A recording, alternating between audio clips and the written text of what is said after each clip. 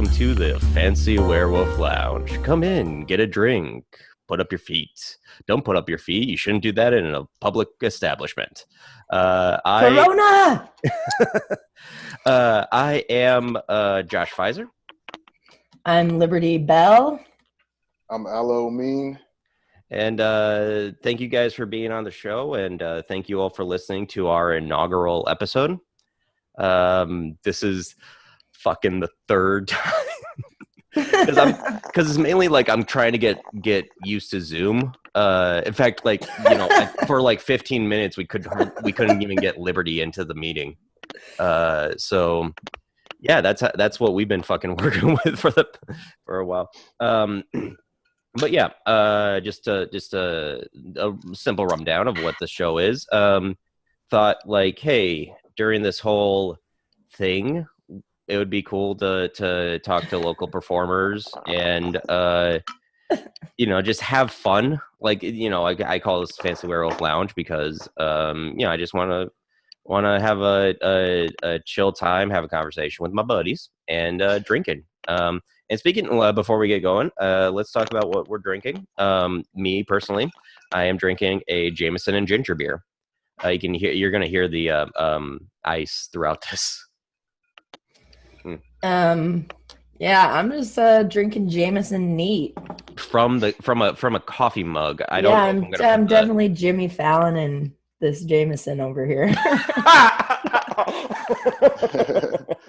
Hey. Oh God, I've seen like candid pictures of him. He is so dead-eyed. Anyway, yeah, I heard he drinks a lot.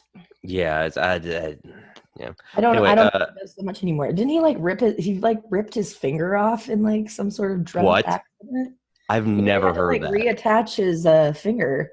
Like if you look at his ring finger when he's on stage, like his wedding ring got caught on something and it ripped the whole fucking finger off. That sounds and so like terrible. When you're looking at it, they reattached it or whatever, but like his ring finger is like significantly shorter than his other digits. Let's see, Jimmy Fallon.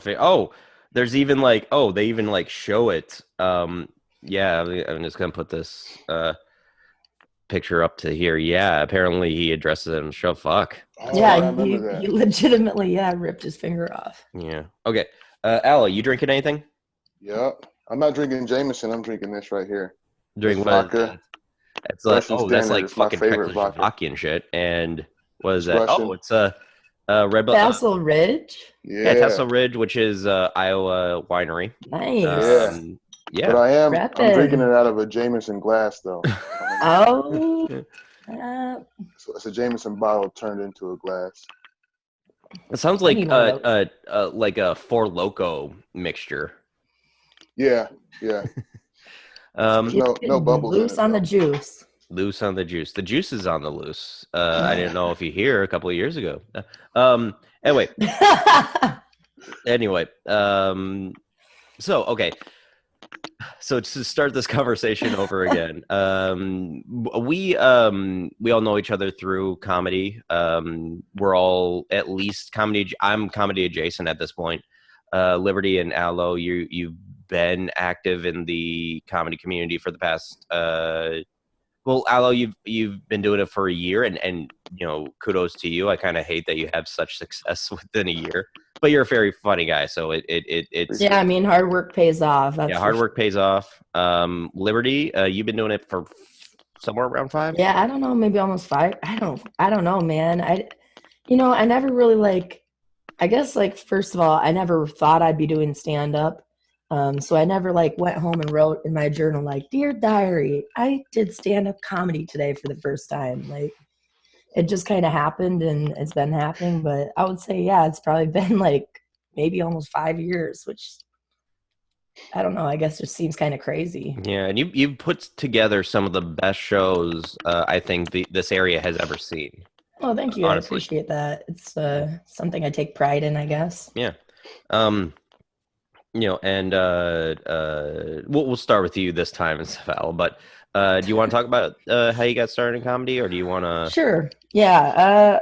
So I started comedy because I started dating a comic, which Is, by the way, to all women is very ill advised. Do not date a comic. Yeah, I wouldn't necessarily do it again. Anyways, but I was dating a comic, an Iowa comic, who was producing quite a few shows. I think when we first got together, like not very long after, at like one point we were running like 7 rooms a month or whatever.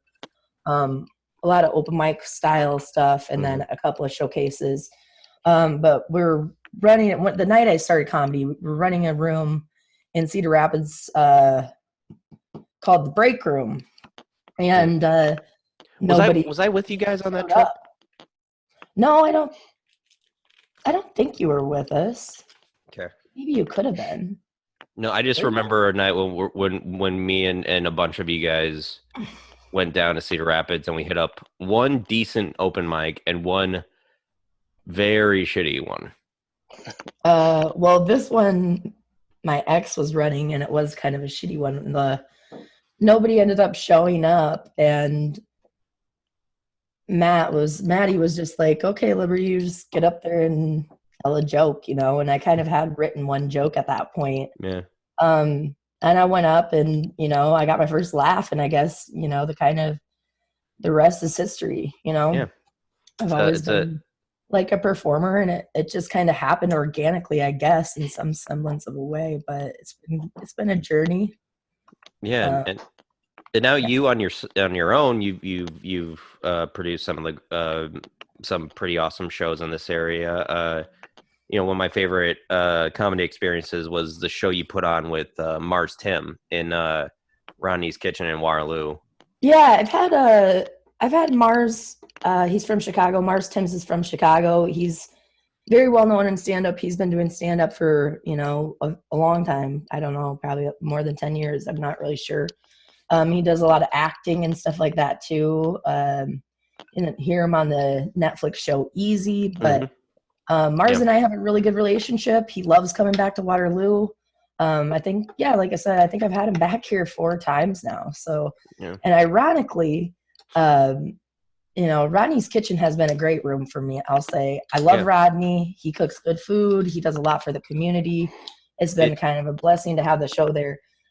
Initially, that show, when I first booked Mars, was actually supposed to be in the Limestone Lounge on Bryan's on 4th, which is another local restaurant / bar. They had great blues music every Thursday night there, and it's kind of a special little spot. But unfortunately, that business ended up closing. Yeah. Well, and I've seen the space that you were going to do stuff in, and it was a pretty great space. It was kind of downstairs from this really fancy restaurant, and had a stage where they would do like blues and jazz stuff.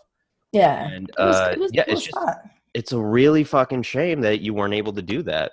It just worked out the way it worked out. I just basically shot the show because I already had given Mars a guarantee, and when I do that, I'm going to do whatever it takes to make it happen. So ended up working it out with Rodney, and he's been a huge support to me since then. And we've done quite a few good kick-ass shows there. So and Rodney's is you wouldn't think just by how the layout is that it would be a good place to do performance, but it's a good layout, and it's really good for stand-up comedy. Yeah, Rodney gets that little stage, and that kind of makes all the difference, because it's a very small kind of almost diner type place, and okay, and cool. And Aloe, do you want to go through how your story again?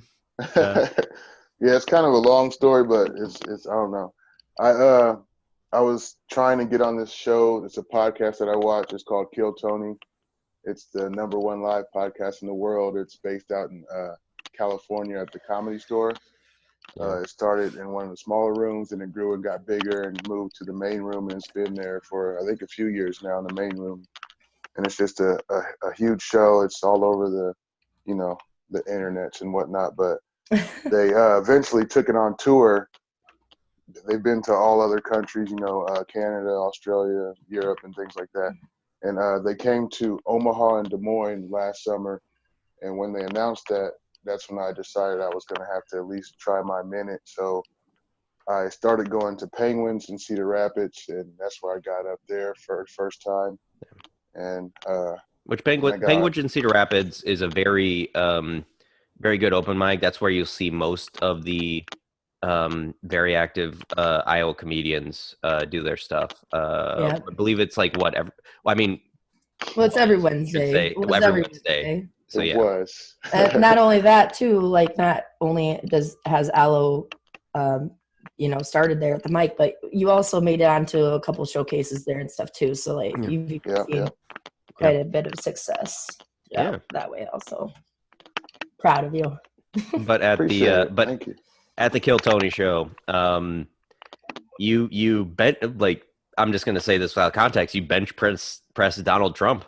Yeah, pretty much. Yeah, they normally do it. It's a bucket style. They pull your name out of a bucket, and the concept of the show is you get to go on stage and do 1 minute of comedy, and then they interview you, give you tips. They kind of roast you sometimes if they feel the need to, and then every show they have a band.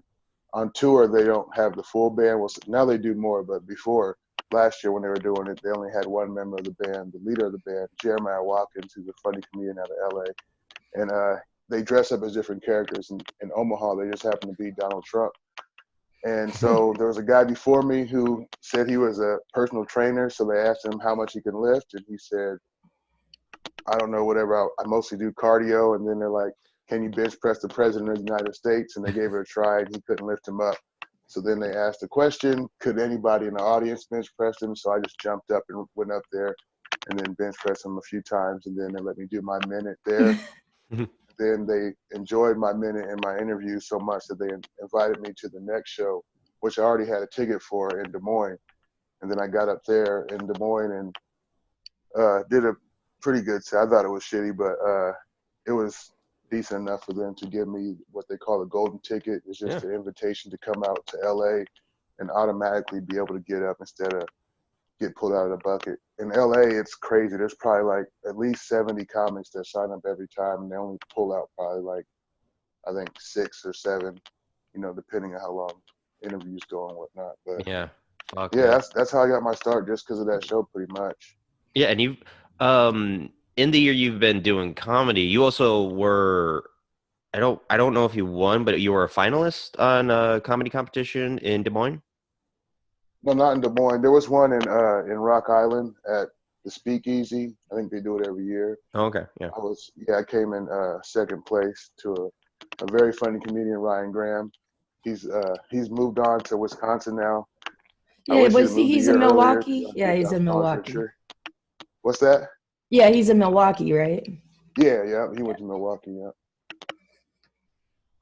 It's okay to lose to Ryan, but that's not the only comedy competition you've been in. Yeah, there was another one, Fresh Faces for the Floodwater Festival. Yeah, the Freshest Comics. City. Yeah, they had a competition called Freshest Comics. Yeah, and I won you that won. One. Yeah, you nice. won. Floodwater is a big deal around here, right? Yeah. Oh yeah. I've never been. I really should. Once things get like back to quote unquote normal, I should take some time off to go to the festival. Well, there's 2 kind of major Iowa comedy festivals. It's Floodwater and then Beast Village. So where's East Village?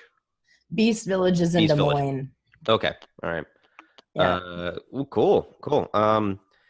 So anyway, how have you guys been dealing with the whole thing? We'll just call it the whole thing. How you guys coping? I'm just working. That's all. I'm still working. So yeah, me too. Yeah, I think all 3 of us are working. We're essential. We're essential, yes. And I even got papers specifically saying I'm essential. Right, me too.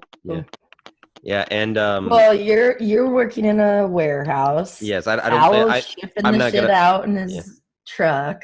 Yeah, I work for. I'm not going to say the name, but I work for a major retailer, and it has been like a kind of weird, humbling thing to like, weirdly humbling to be like, oh, now you're essential to America, even though I guess I wasn't before. And to the people in the stores, to the workers in the stores, it just those are the people that I am very much concerned about and hope they're doing their best, because it's this weird thing where when I tell people where I work, they're just like, oh yeah, it sounds like it's a good place, it's good money, and there is a moderate level of respect. But if you tell people you work in like the store, if you're just like a cashier or whatever, and there's like, oh okay, and then I just hate that now we kind of realize, oh yeah, they're actually people that deserve respect, because they actually do stuff for us in a society where we undervalue them. Well, that's just kind of human nature. I think people don't really appreciate until it's gone or almost gone, or until it's the only thing they have. People start to appreciate shit.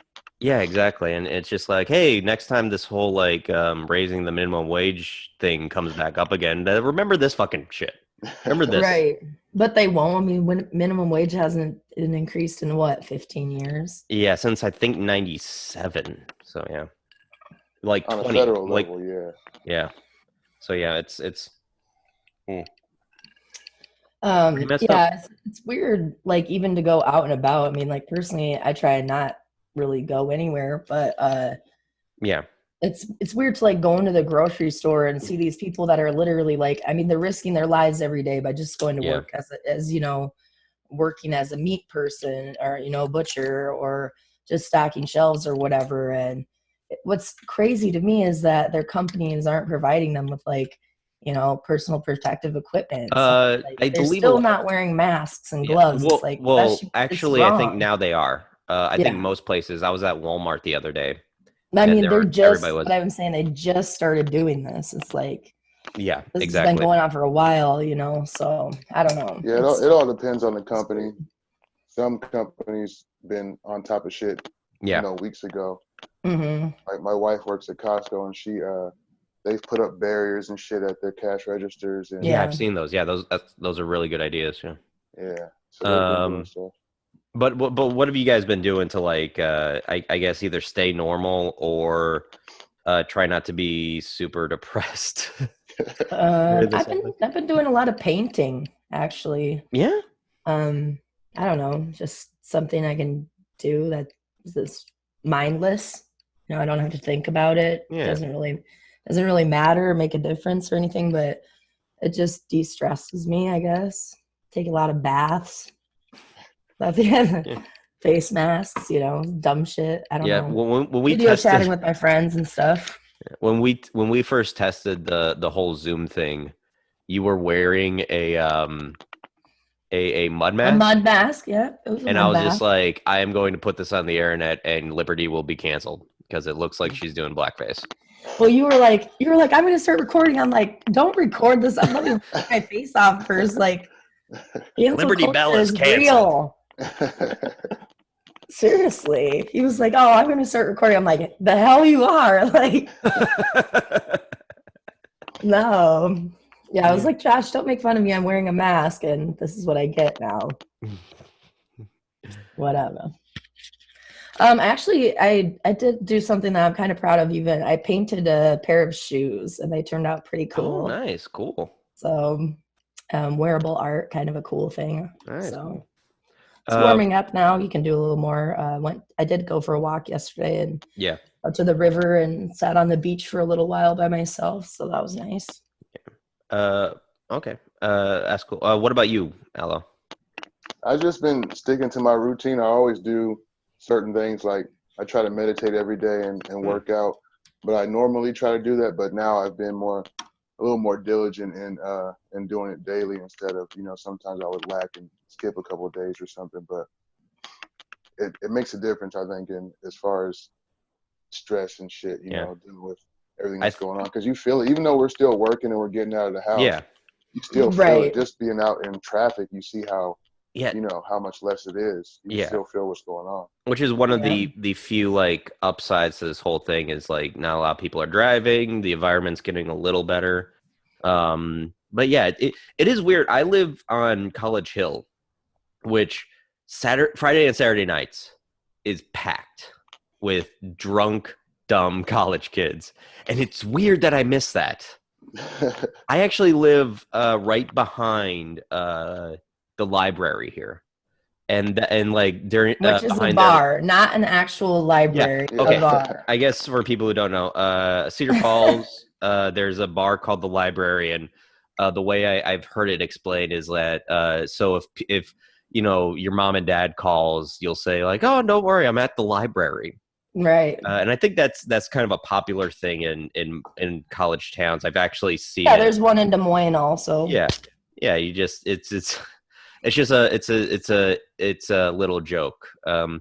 But yeah, I live behind there, and it's just eerie that nothing goes on on a street on one block in this town that's like packed with college kids, and now it's just like Saturday nights empty.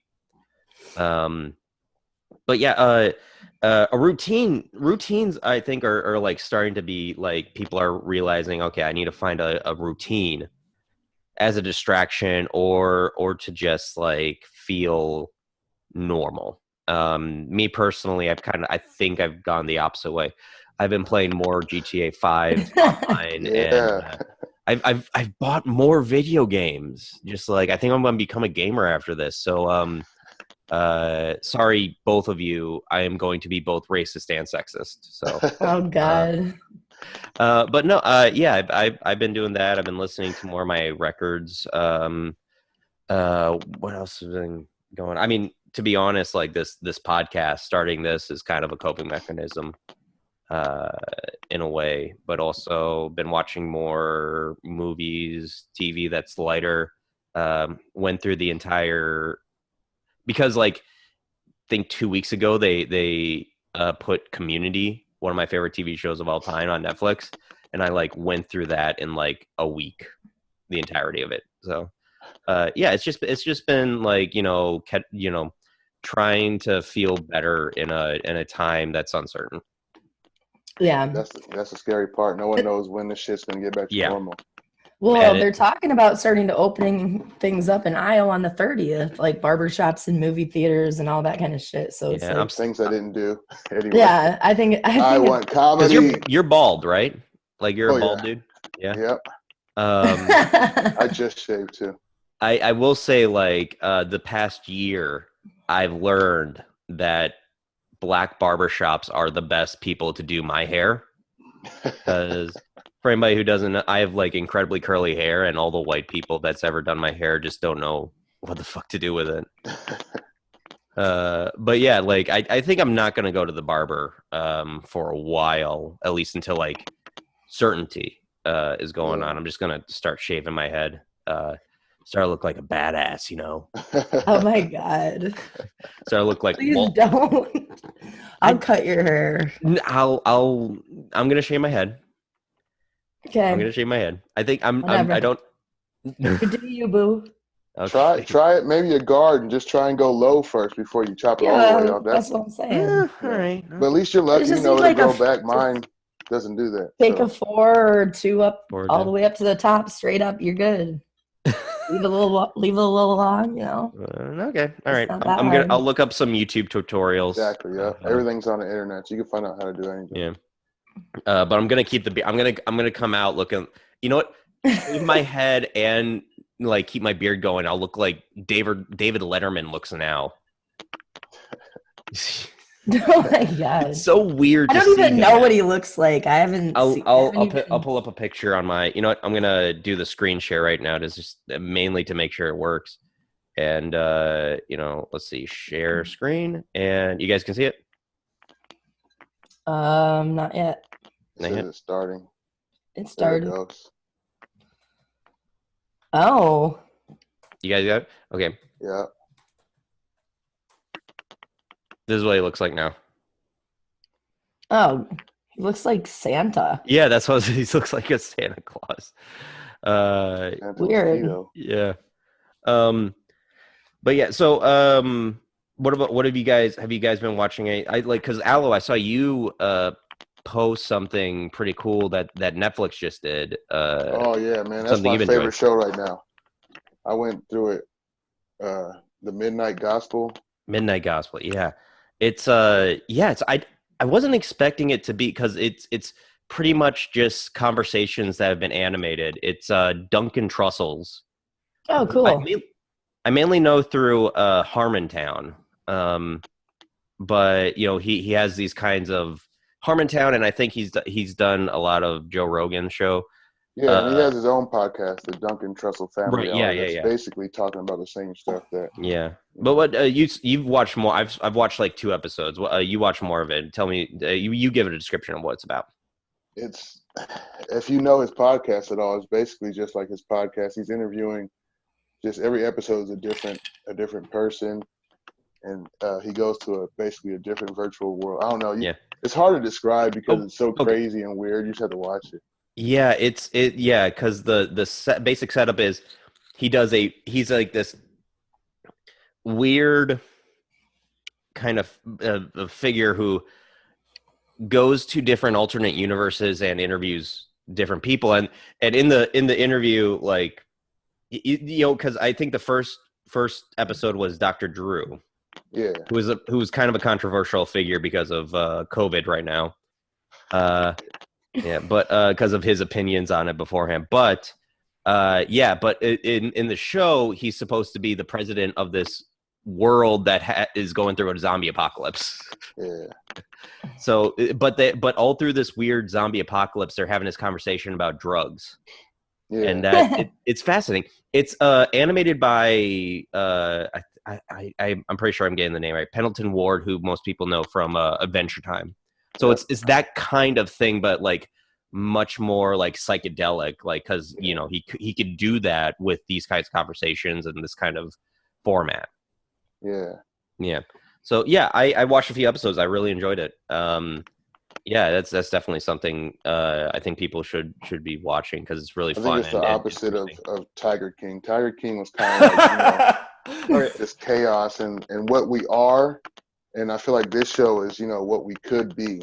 That's a great. I think everyone should watch it. Yeah. Speaking of Tiger King, one of my favorite podcasts, Behind the Bastards, did an episode, not really about Tiger King, but the host of it is like this guy who grew up in a like right-wing family in Texas, and he has a frequent guest who's a really great comedian, Billy Wayne Davis, who's a thick Southern accent. He is definitely from, like, I want to say Tennessee, but they talk about how, we fucking know guys like this, like like, why are they so crazy? And just like and then they get to the meth stuff, and then like but they would watch it and just like, they're on meth. Yeah. Well, it was I thought it was obvious from the first episode in Tiger King that they were on meth. Well, I think it's obvious to people like us who live in these, not the meth capital of the world, Iowa. Yeah, I mean, like, and to be honest, like, unless you're in Des Moines, you're not really in a metropolitan area. Like, maybe Cedar Rapids could be considered that, but I think it's there's only like one like 3-block area that has like, you can consider it to be like a city.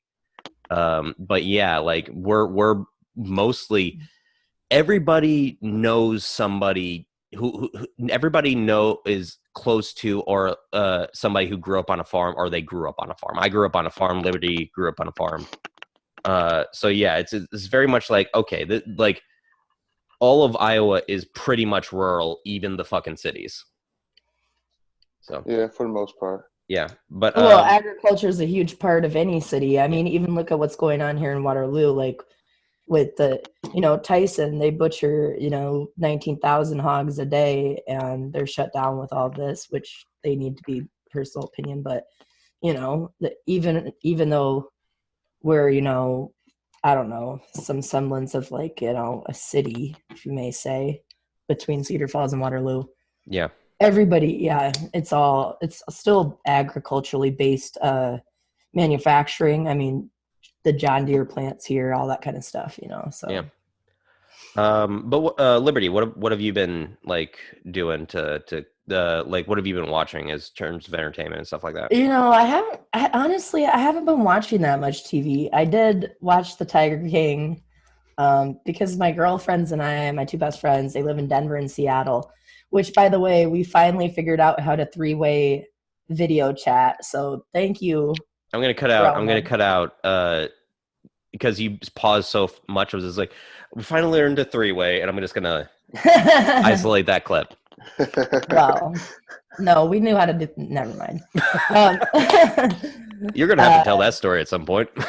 So we kind of said we were gonna watch like one trash TV show a week, and then video chat and talk about it. So we did watch The Tiger King, and that should be a podcast in and of itself. That sounds pretty good. Right. Yeah. Well, it kind of is, but it's just like a private podcast with just us. But that's just what conversation. That's what we should call conversations. It's like your boss just pulls you in and says, like, "Hey, can we have a private podcast?" Quick? But anyway, so we've been kind of, I've been talking to them a lot or whatever. But we did watch Tiger King, and then this week, I don't even want to tell you what show we're watching because it's just embarrassing. So do it. Tell us. Do it. Do it. No. Do it. Okay. Peer pressure. It's called Married at First Sight. Okay. Oh, that one. Oh. That one. Wow. See, this is why I didn't want to tell you guys. I see your No, actually, you know what? I'm impressed with your commitment to this whole thing. Well, the whole point is to watch a trash TV show. It's right, not, of course. It's so that we can make fun of it, Yeah, exactly. But anyway, I don't know. It's fine. Yeah. It's actually kind of entertaining. There's one couple that is like, it's just like golden to watch. So they're just constantly fighting. So there's this new reality show on Netflix that's like the premise is like these how long they can go without having sex. Yeah, I saw that. And it sucks right now because everybody is quarantined, and unless you're living with somebody like Aloe, you're living with your wife. Like, unless you're around somebody, you're not having sex at all. Like, everybody's not touching everybody. Yeah, if that doesn't kill us, I mean. Oh my! So we can survive like not having sex for a year. We're gonna make it, But there's this weird, like, people make the jokes is like so many babies are gonna be born right now because of this, and there's also gonna be so many babies born after this because everybody who hasn't been fucking for a year is going to be fucking a lot. Also, a lot of STDs. Yeah. I mean, yeah, that's fine. Okay. I'll just take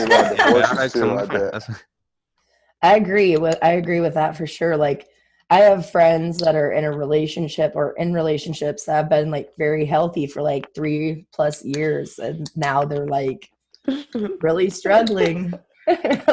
Really struggling. Because you can't eat. It's that quarantine. That's why I'm so grateful that I can still work. Because if you can't get out of the house and you're just stuck with someone, eventually, I don't care how good of friends you guys were, shit's gonna fucking break down unless you're able to, I don't know, actively do things to keep your mind.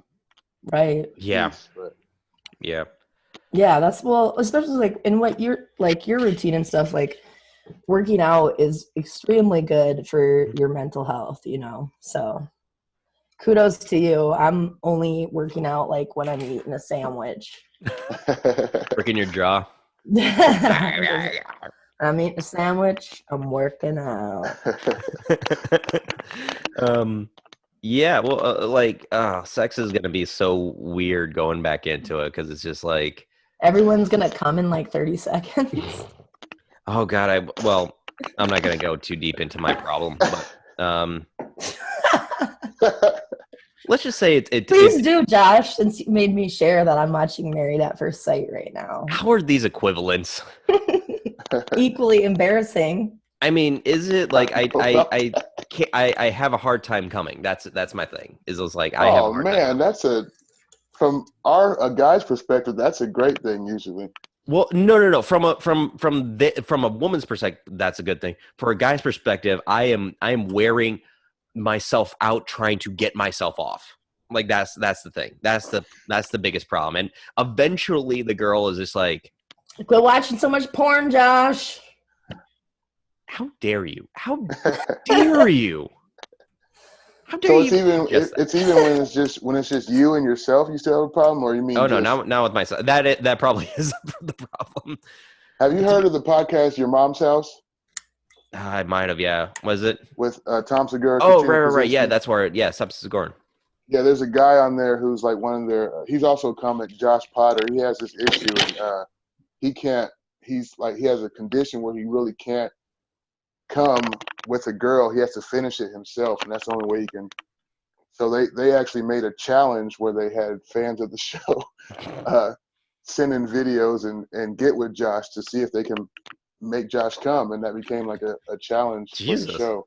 That must have been like good for him. Like that must have upped his. It was kind of great for him, and then it got kind of crazy because they went.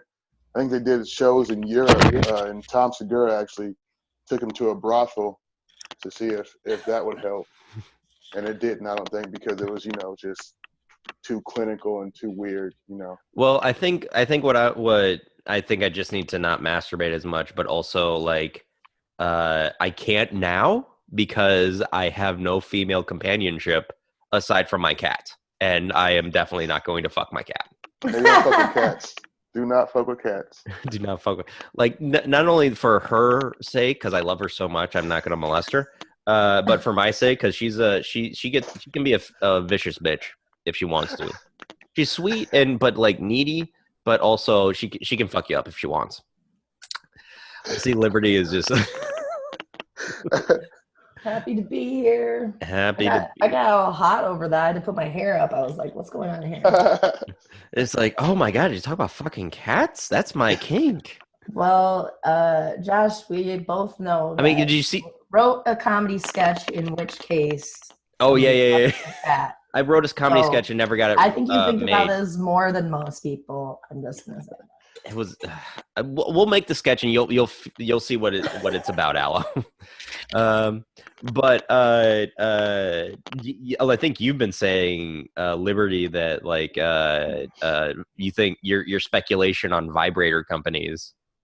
Oh yeah, well I just like it's really weird because I just haven't felt funny at all. Like I've written some jokes and to me they've all been terrible or whatever. But Amanda Cohen, who I met in Chicago at Reed's Local, was an open mic on Monday nights, and she invited me in to be an audience because she lives in LA now, but she runs open mic every night out of Flappers Comedy Club in Burbank, California. Well, it's on Zoom now, so she had me, just sit in the audience because she knows I've been missing comedy or whatever. And honestly, I did get kind of inspired after that for like the first time since this has all gone down. And I wrote a couple jokes. Well, I wrote a one-liner that's just like, well, at least the vibrator industry is still buzzing. Buzzing. That's the best part of that. It's kind of a dumb joke. But. Yeah. But comedy right now, everybody's trying to figure out what to do. Like even sketch comedy, Saturday Night Live has been like, webcams and people recording within their own, the cast recording within their own place, and like there's Zoom comedy shows and stuff like that. And I mean, it's comedians, so like we all, you guys all have to be creative, and you're already creative, so to find a way to do it without having to be physically, and of course stand up much more because of the relationship between the audience and the performer. You don't. It's symbiotic, and it has to be rough to try to figure out how to do those jokes. Right. Well, like in the mics that I've been watching online or whatever, mostly everybody is talking about what's going on, how they're doing, just like on the regular. It's one guy, like one of the jokes that was made, really kind of, I just thought was hilarious. He just said, well, thank God Anne Frank wasn't a comic because there's no way she would have made it out of that attic alive. Like she would have had to do 2 shows a day, and it's like, that's really how we all feel, it's like you go from, even if you're just miking, you're just miking in Iowa, you can go legitimately do 4 or 5 mics a week if you want to, you know, or 3 or 4 mics a week at least, you know, and when you lose that a little bit, even though, you know, it's 3, 4, 5 minutes of stage time, it takes more of a toll than I think that a lot of us would like to admit, you know. And it's just it's like with anything, it's like if someone's got a candy jar and they put it on top of the fridge, you're gonna figure out how to get to that fucking candy jar if you want the candy, you know. And it's like something that is just out of reach is harder for you to deal with, because especially like with a problem like this virus, like if it was like soldiers on the ground and people were running around with guns capping motherfuckers and shit, like you could see that as like a visible threat, whereas this is a virus. You can't see it, you can't feel it. I mean, you look out your window, it's spring, you know, the trees are budding, flowers are starting to bloom, and it's like what we've all been waiting for fucking months and months in Iowa. Like some people don't understand like the wintertime blues, but like we've been waiting for this, and now it's like, oh, but I'm still supposed to now stay inside my house for the only good part of the year as far as like weather, you know. It's like it is a lot. And so like with the comedy thing, it's like, yeah, it just sucks. It's like, oh, it's right there, but you can't do what you want to do. So yeah, we have to get creative and do things like this. So this isn't it. This isn't even nowhere. I don't think it's anywhere near what comedy is as far as doing it all digital. And I really hope that we don't get used to it and we don't accept this shit, because it's not comedy as far. I mean, skits are a different thing, and that's a whole nother. Sketch comedy is different, but like stand up, stand up has to be a live audience. Man. That's the only way you can get better at it. That's the only way. I mean, I post a joke or two on Facebook, but that's not what it is. Not even close.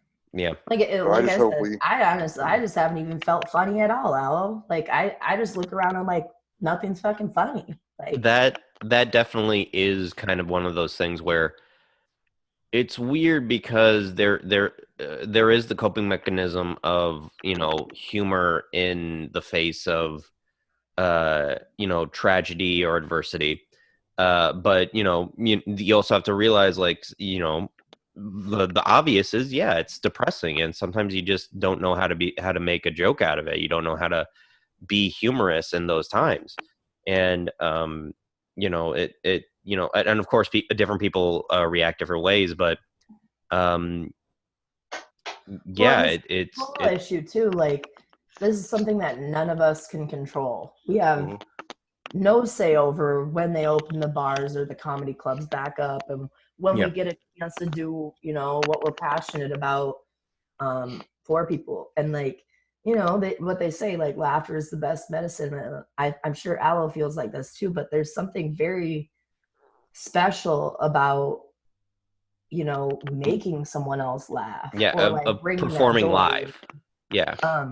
So it's just weird, but when everything is like so out of control, like for any normal person, I feel like, you know, we like to be, or generally speaking, you like to be in control. And we're all out of play in that, you know. It's like, you're just going through the motions and how long is this going to last, you know? And that's the real deal. How long is this going to last? So,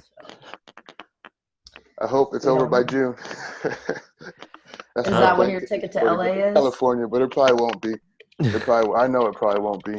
I don't know. So I have, with my plane ticket at least, I have a year to use that money to put towards another ticket at least. So they just need to get on that fucking vaccine, man, so I can get on that stage. Because I mean, well, haven't you heard? You just gotta inject disinfectant into yourself, and I'll do it. I'll do it right now. Oh my God! Please don't. You guys. So, what was your guys' reaction when that went viral? It's Trump. I mean, I feel like exactly. I honestly believe that Trump says stupid shit just to get everyone to talk about the stupid shit that he says, so they're not talking about whatever else that gives him the pressure. He's cool with people taking shots at him. It's been happening his whole life. He's been basically a joke. You see his hair. I mean, before he was president, people kind of took shots. I mean, you saw that that time he was getting kind of roasted by Obama on that at the the press, whatever it And is, that he thing they just have. has. It's weird because there is the argument like he's just trolling or and stuff, but it's just like he's also so fucking humorless that it's just Oh, I hard think to. he's humorful. I think he's the funniest president we've ever had by far. He is. Really? He's I a mean, comedian. you need to watch some clips of Reagan in like his latter years because his dementia is hilarious. I saw this press conference with Trump, and this is something I will never forget. And this was at the before any of the caucuses, and when they're just announcing basically the Democratic candidates and stuff like that, and he was waiting to get into a chopper out on the White House lawn, and when a reporter said to him, it was like, well, which one of the Democratic candidates do you respect the most, kind of a thing, and he the question kind of took him back for a second, and he looked all concerned, and he goes, well, you know what, I just have to say that I respect every single one of the Democratic candidates for presidency. They're doing something right now that is just extremely difficult, and I just respect everything that they're all doing, and it's just a really hard position to be in. And then he just busts into this big smile, and he goes, ha, bet you never thought you'd heard me say that, did you? I'm getting really good at this politics thing. God, And he finger gunned him. Jesus Christ. But here's the thing about the bleach comment. I genuinely don't think he was trying to troll anybody. I think he did that thing where he just stream of conscious talked. Yes, I agree. And doesn't realize what he's saying is fucking stupid. And also people are downplaying this as well, nobody's gonna actually try to drink bleach, but that's an actual thing that people have been doing with autistic kids for a while. Oh, really? There's people who thought I thumbed up too fast. Yeah, there's doctors who just trying to sell these bleach treatments, and it's a grift. It is a grift, but there are parents of autistic kids specifically who think injecting their kids, and by the way, rectally. There are some people who do that rectally, and I know it sounds funny, but it's actually really fucked up. Is that funny?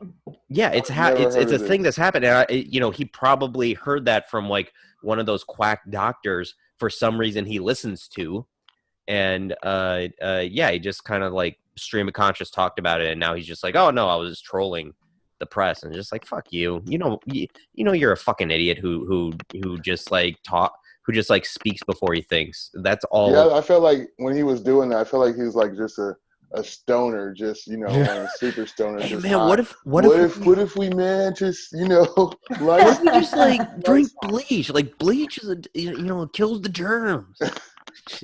Yeah, exactly. That's the bullshit it is. It's weird too, because last weekend, you had all these people and pretty much from the behest of Donald Trump, he tweeted stuff was free Minnesota or free da da da, and and then people went to the fucking streets to fucking protest not getting other people sick.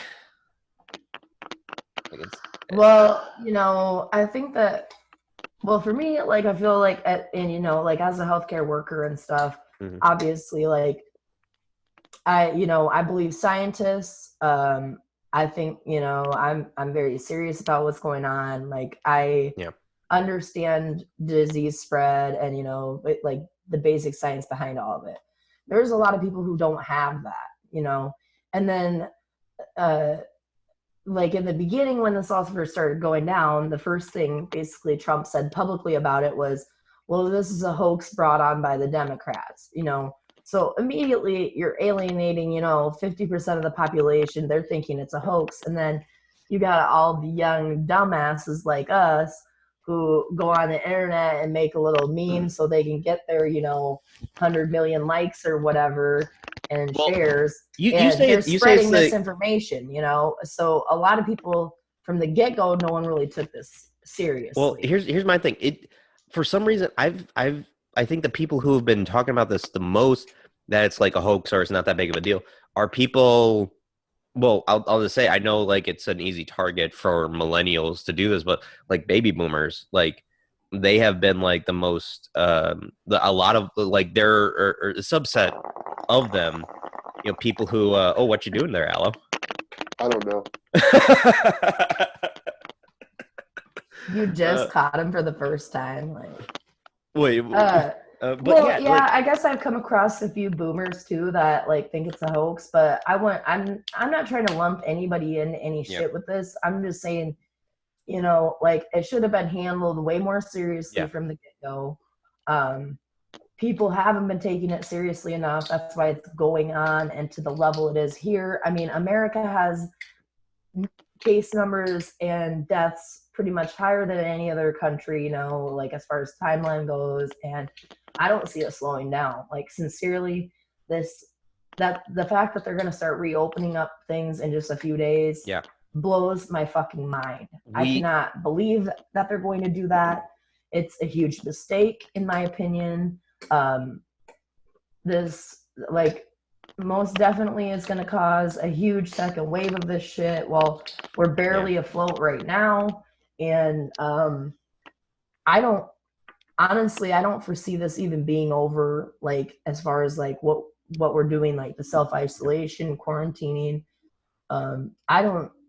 I don't foresee it coming to an end even by the end of the year. So like when you say I'm going to LA in June, I'm just like, yeah, good joke, that's cute or whatever. Like, Yeah, you like Aloe. You don't want to. But by the way, you don't want to go to California in the summer. That's fire season. That's when everything's on fire.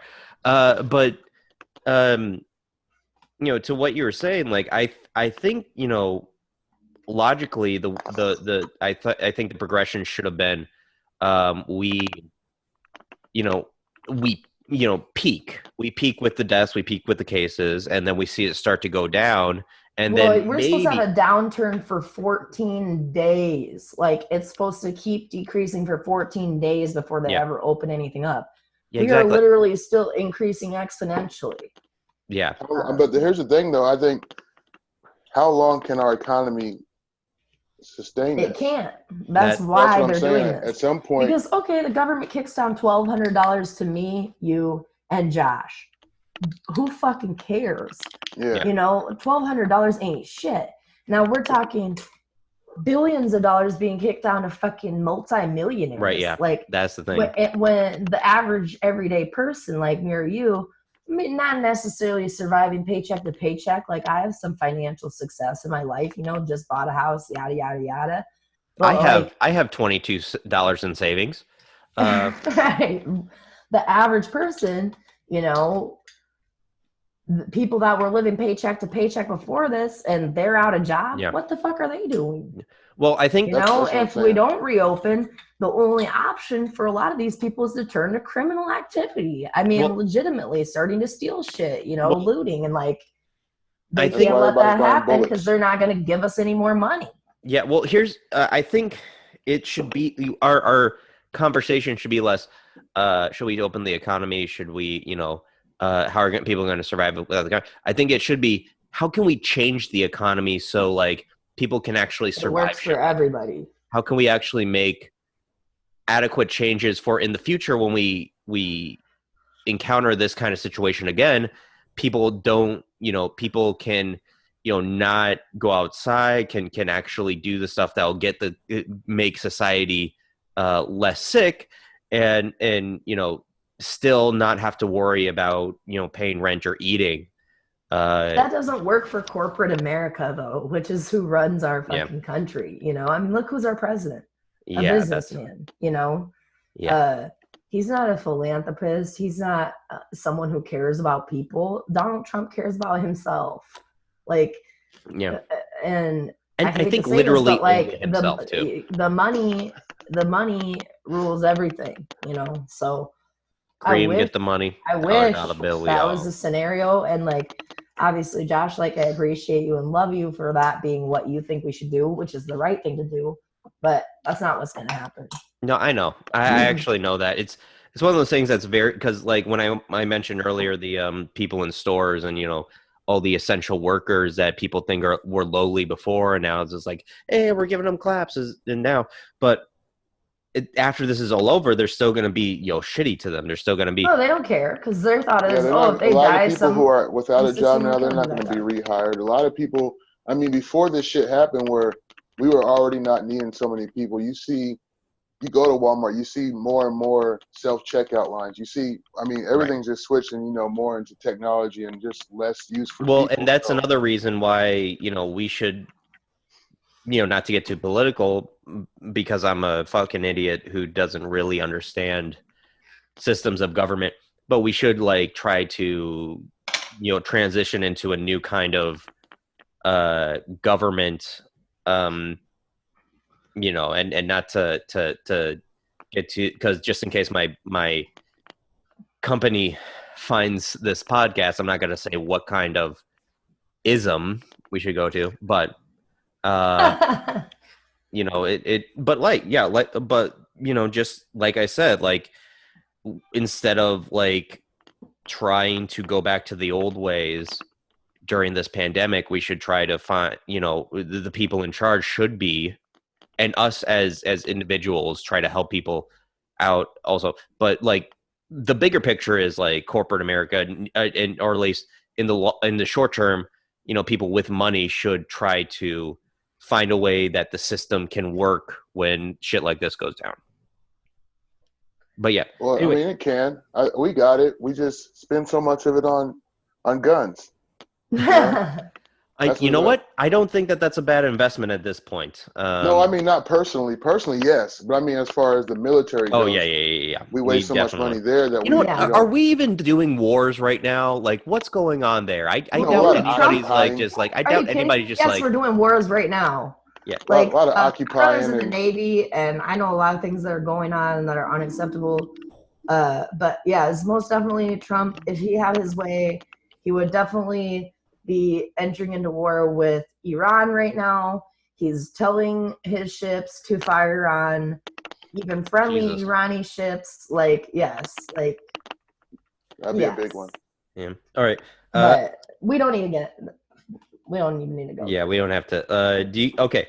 So just to get back on a track of lighters, that's the thing. That's a weird thing about trying to do a podcast right now. It's just my goal is to do a light podcast where we have fun, but this hardly ever. These aren't light times, man. These aren't light times, and the only topic of conversation is Corona. That's it.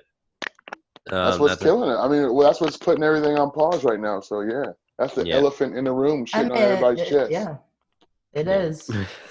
I find myself honestly, I would just like to be 100%. I find myself being extremely irritable at times. Yeah. I'm really frustrated with a lot of things. I've never been this, I'm not an angry person, but I find myself really angry a lot. So right. Well, I've been trying to deal with that. Elderly people, so you see the people who it's going to affect most and who they're not really considering as far as people. Yeah, it's hard. Yeah. It's weird too. I'll watch a segment of news about, for example, the first corona patient in Iowa was admitted to Mercy in Cedar Rapids, and he made a full recovery. He's a 62-year-old man, he's walking out of the hospital, and I'm just bawling, just dying over nothing. I don't know this person. It doesn't affect me, but it's some sort of semblance of hope. And then 10 minutes later, it'll be 41,000 Americans have died. And again, I'm just crying. Yeah, I don't watch the news. Not right now. Yeah, it's hard. It's hard. I want to be informed, but at the same time, it's is it positive for my mental clarity myself, as a caregiver? Because I'm trying to stay positive, and I'm doing everything that I can to protect myself and the people I'm around. But what really frustrates me is, seeing people be reckless, knowing that there are people still being reckless that are, a detriment to all of us. Yeah. And the worst part is they're not the people that are affected by it. That's the whole mentality too, is, well, I'm not going to get sick, or it's not going to kill me, so what do I fucking care? Well, I remember seeing one of the actually two posters I've saw like of those protests. One was "I need a haircut," and the other was yeah, the other was what I don't remember the exact words, but I think save the strong, sacrifice the weak. Right. And that's pretty that just feels like the mentality. My mom is actually an administrative nurse at yeah, she's a DON, isn't she? yeah, well, I don't know she's the the exact director of title. nursing. I am the Yeah, dumb one she of the is. family, so I don't remember exact Well, titles. But ironically, Josh, one of my very good friends who's also a nurse, yeah, just got a job as the administrator of the nursing facility that your mother works in. oh, nice, yeah. So she was like, "Oh yeah, I'm like, oh, I'm doing a little podcasting with Josh, whatever." She's like, his mom's the DON at my new job. I'm like, oh my god, that's so funny because they previously worked at that same facility together, like I don't know, 8 years ago, and she's super fond of your mom. So yeah, my mom's great. I like cool. her a bit. She's fine. But no, whenever I talk to her, like, and she talks about work, there is this kind of thing. I don't think I've heard it in her voice in a long time, and she's just so stressed. And at this point, I'm sure I'm sure she's getting annoyed with my suggestions that she go to therapy or like talk to somebody. But I honestly think like at this point, like mental health is incredibly important, especially for medical professionals. So yeah, I think if you're the crazy thing is there's a lot of us out here, like we're not getting any hazard pay or anything like that, really? and like yeah, absolutely not. And it is like I'll be 100%. I've been working in geriatric nursing for like almost 10 years now, and this is the most stressful it's ever been. I mean, we're doing it, like everyone's out there, they're getting their job done, but like it's different because now it's not like, oh, like these people's lives are actually in your hands now. Like every decision that I make reflects onto my patients. I could go do whatever the fuck I want. I'd become a killer. Like that's the kind of thing like people aren't quite grasping is like your decisions to, oh, do I really need like the sign? I need a haircut. Yeah. Do you need a haircut? That's what I'm saying. Like I'm gonna buzz my shit off. Do you need to go to Walmart and buy some new underwear, or can you fucking not? You know what I mean? Like, what really is necessary? And then what dumbfounds me is just going outside and seeing people not wearing masks. It's like, that's such a simple fucking thing you can do to protect other people from yourself. And it's just not being done. And and then people out there selling masks that cost them $1.50 to make for $20. Like, fuck you. That's, it's just, I'd like to see people really try and come together more. And that's what they keep shoving down our throats. We're all in this together. We're all in this together. We're all in this together.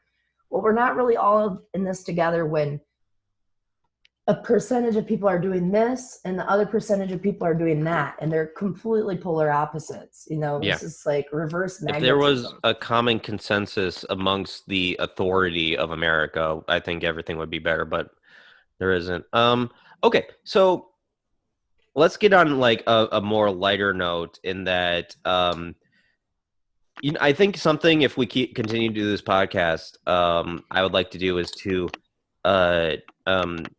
promote what?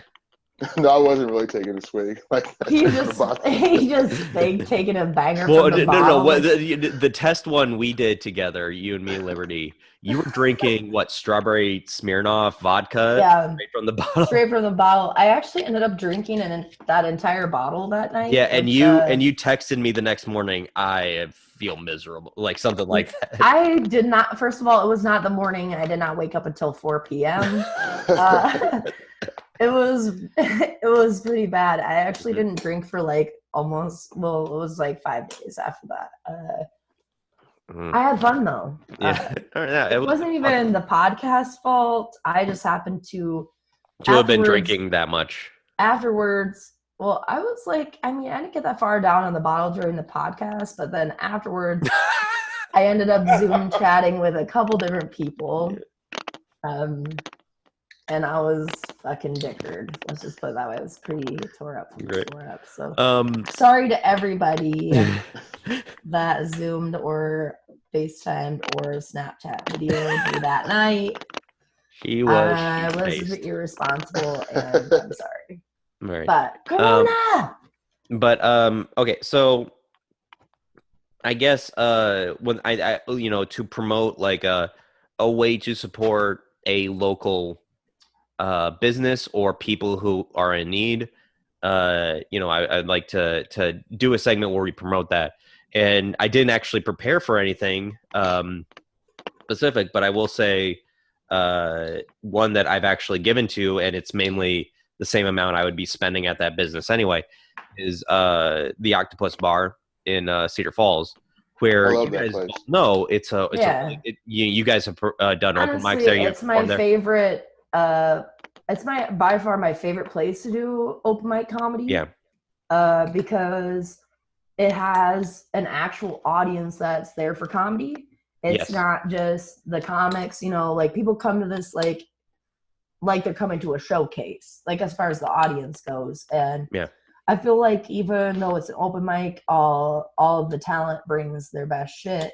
You get a little bit longer time than you do at most open mics because obviously there aren't as many comics in Cedar Falls as there are in Des Moines or other areas. So there's just something about it when you hit the stage there as a comic. And I'm, obviously like that's like my kind of my baby, like that's my room. I don't have anything to do with the running or production of it, but I've always excelled there, and I just to shout out the person who runs the open mic there. It's Alex Conyers. Shout out to Alex, man. He's one of my favorite hosts. Conyers, and hilarious comic. Also, he just won the Gold Star for teaching in Iowa. I was about to mention that. Yeah, that's really great for him.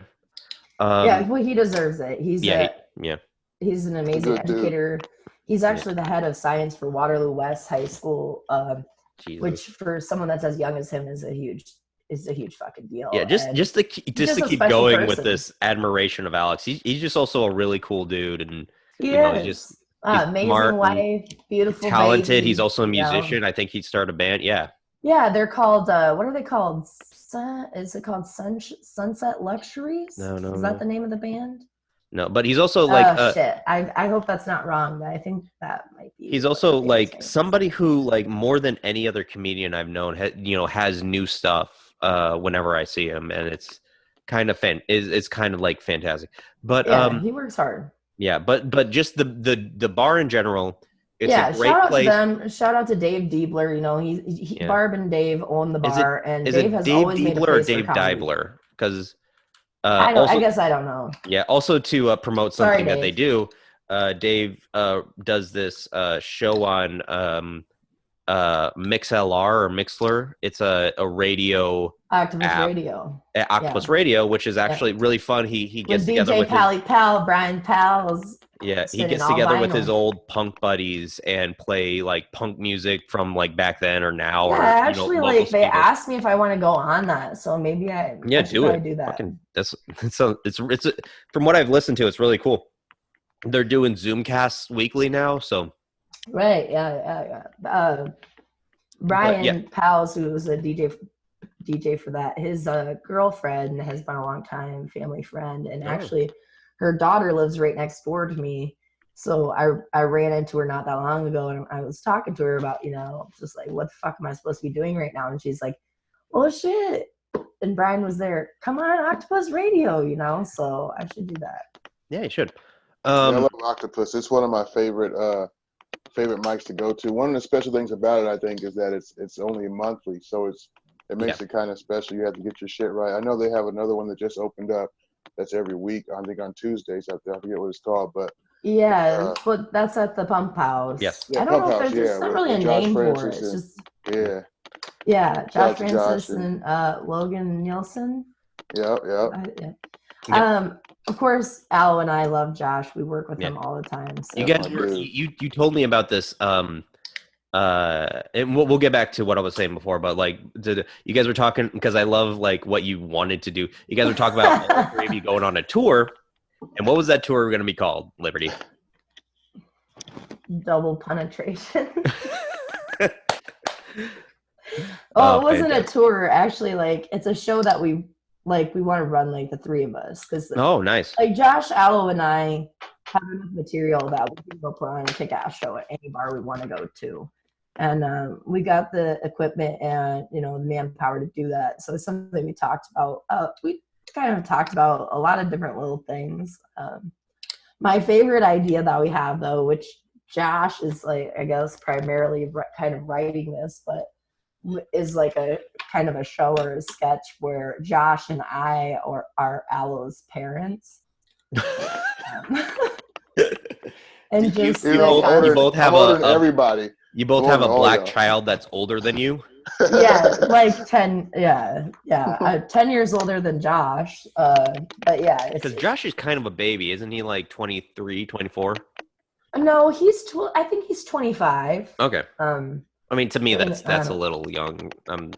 Well, I mean, like for me, it's kind of an interesting thing with Josh, because he was in the military and now he's a student. So he's a non-traditional student and he's been through like a lot of shit. So like as far as his like maturity, Josh is mature. I mean, I just really enjoy him as a human, and it's fun working with him in comedy because he's also like he and Aloe basically started right around the same time, and the two of them are killing it.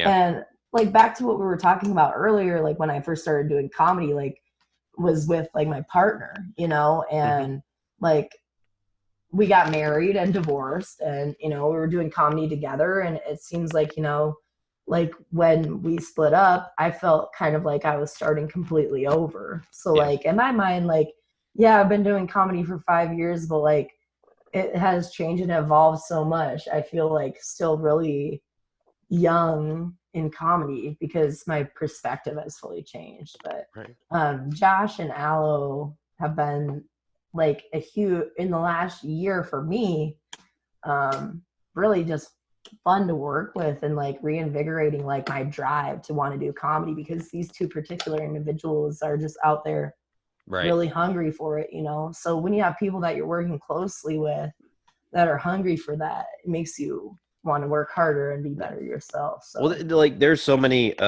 comedians in the area that are great. Like you meant, we've been talking about Josh, Oliver Schmidt, Alex Conyers. There's one like I'm thinking of, and I can't remember his name, and I feel really shitty about it. But so many there are so many really great comedians just in this area. But okay, so back to what I was saying about the Octopus. They of course like go to MixLR, I don't know exactly what it is, and get the app and add them on, and you'll get notifications of when they're on, or a Zoomcast or the Facebook. But also they have a GoFundMe to make sure that they're okay during this time. And of course, like the Octopus cultivated this huge clientele that loves the place because they do a lot of great stuff for the community, and they do a lot of great stuff for local for comedians, and also I mean more so for musicians because they've that's the thing about the Octopus is it's not a comedy bar or anything like that. We're just lucky. Yes. Like I said, that Dave wants to do it. And, he has a great man at the head of that ship, Alex Conyers, to, organize it. And Alex is a steadfast kind of individual. He's dedicated. Yes. He's going to work his ass off at anything he does. So he's the kind of person you need running something like that. And I don't even know. I mean, Alex has been running that show there for years now, it's the third Wednesday of the month. But outside of that, it's a live music venue. They're supporting artists. I mean, and it's all types of music too. Like they do jazz nights, they do mainly it's a rock venue. It's Dave is an old punk rocker. He was in House of Large Sizes. House of Large Sizes. Incredible band, followed by literally more than 100,000 people. I mean, he and Barb started that band, and the band was huge. Yep. They're they've got Star at First Avenue and all that shit. They ain't no joke. So yeah, and go to their GoFundMe or go to the Mohair Pear website where it's connected with the octopus. You can buy some stuff. You can buy some House of Large Sizes vinyl.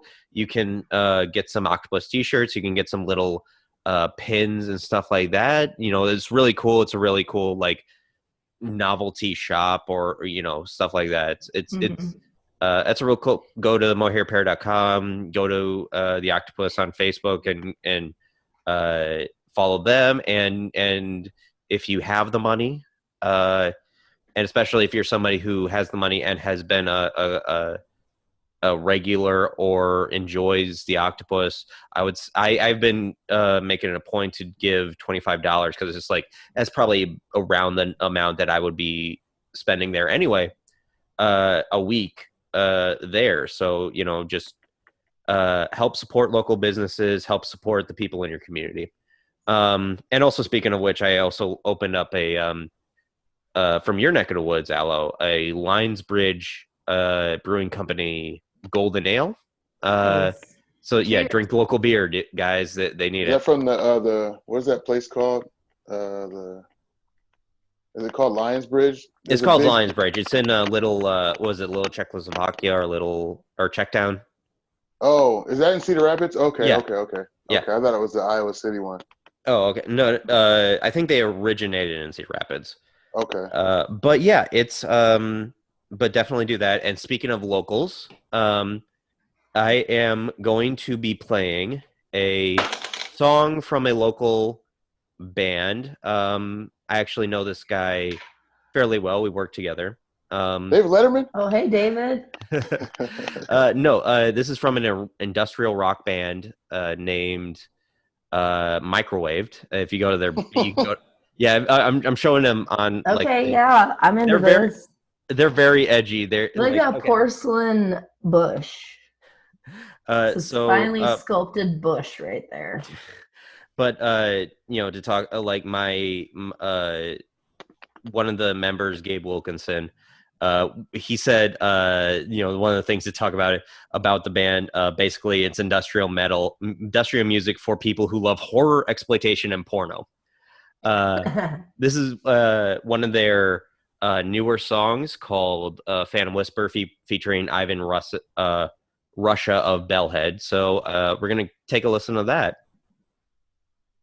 I'm the mistress of the night, the apocalypse queen, filthy, dirty, washed in gasoline, the junkie's last lust, the underdog king, clad in black with a cockeyed scheme. I'm the daughter of death, a rider of the night, the fear of the children and the starter of the fight. One of the many, but better than most, with a gunslinger's fist and a lady killer's clothes. I'm the glass star wizard, the Bloody Mary kid, an old-time crusader of vampire kin. I'm the soul of a poet and a heart with a hole, like an old locomotive that's been running on coal. I've outdone the devil, made angels scream. I'm the last of the kooks and a mother to the thieves. I'm the lord of dreams and the Joker's best friend. A double cross his back, talking city kingpin. Na na na na na na na na na na na na na na na na na.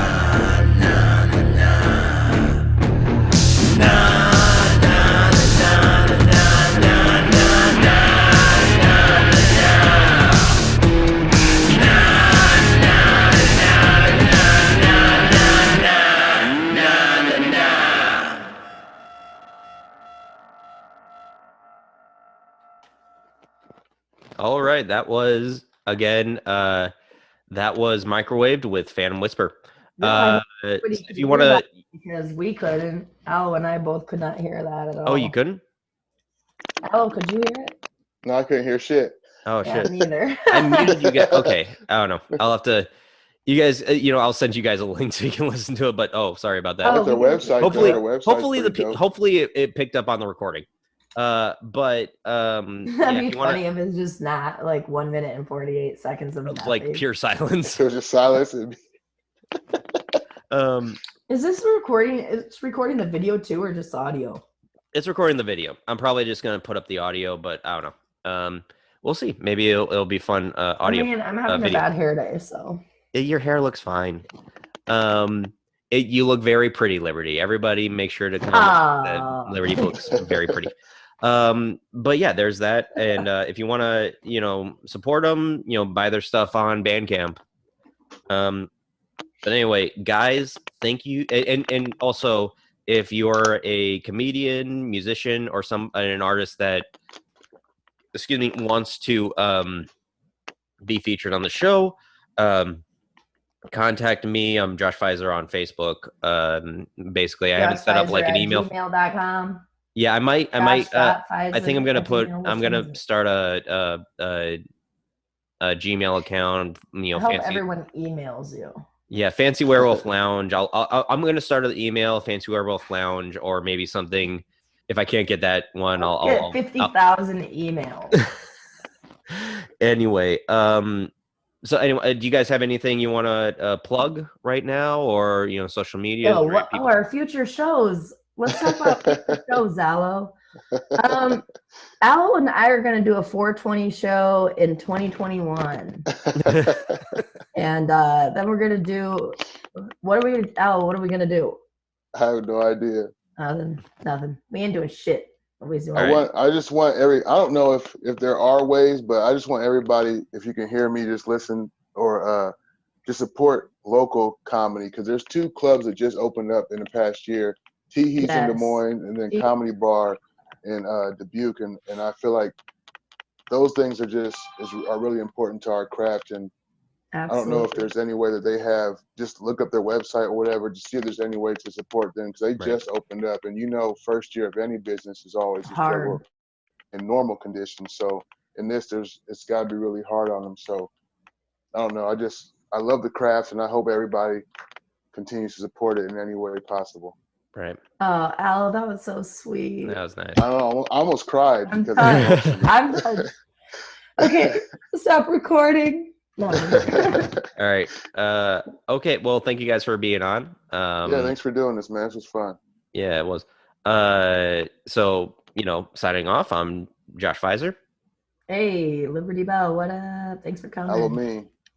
All right, and thank you all for listening to the Fancy Werewolf Lounge.